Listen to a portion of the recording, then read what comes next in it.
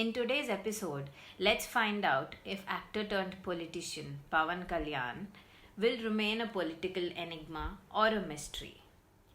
In South India, actors are usually treated as demigods. Ever since regional politics came into play in India in the early 1980s, actors like MGR, NTR, and Rajkumar created a huge fan following and also converted that into a voter base. Pawan Kalyan now joins this segment of leaders who have turned from actors to politicians.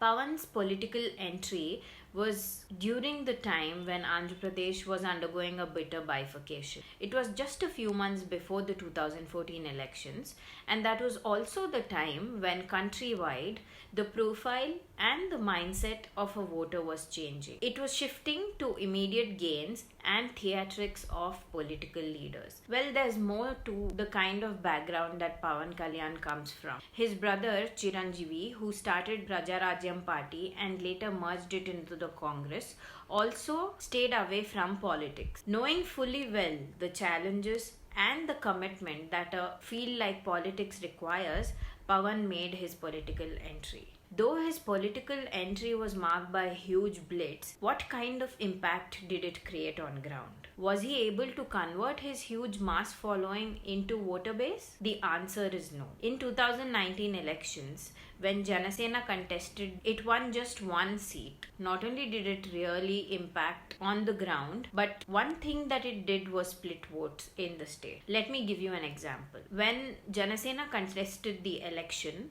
it was also the time when the Kapu community was looking for a strong leader. Though there are a few leaders from the Kapu community in the state, there are no significant ones we can think of. Hence, the Kapu community saw Pawan Kalyan as their leader. Though Jana Sena came to polls on the plank of a casteless society, people did not accept it.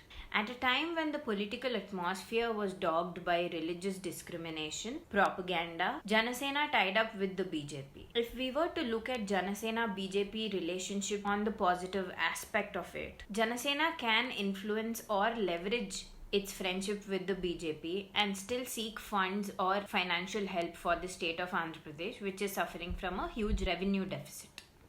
That way, it will not only be a win-win situation for Jana Sena but also the BJP and their partnership. When it comes to the state of Andhra Pradesh, Jana Sena's stand is clearly confusing. Let's look at the first issue, special status. What is Jana Sena's stand on it and why is it silent about demanding special status from the centre? 2. Jana Sena has stated that it supports one capital. So why is it not voicing out opinions? 3. The Polavaram project. Polavaram project is going to be the lifeline of the state of Andhra Pradesh.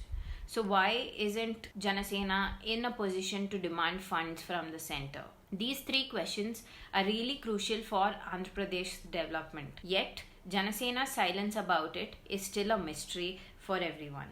It is quite surprising that Jana Sena recently commented on the controversy of the Dubbaka bypoll in the neighbouring state of Telangana. There are questions that if Pawan Kalyan and his party can question the neighbouring state, why isn't it voicing out any opinions about the current happenings in the state of Andhra Pradesh? What are Jana Sena's priorities? What is its agenda? What is the party trying to do in the state of Andhra Pradesh is something that is clearly a question that is not answered until now. This confusion is not only disorienting but demotivating a lot of leaders within the party, its cadre, and those who believe in the party and its ideals. Will he be able to balance his political career with films? Will his intuitive actions guide him to be a people's leader and work for them? Or will he remain a political enigma that will eventually fade out of people's mind? That's something we need to look forward to.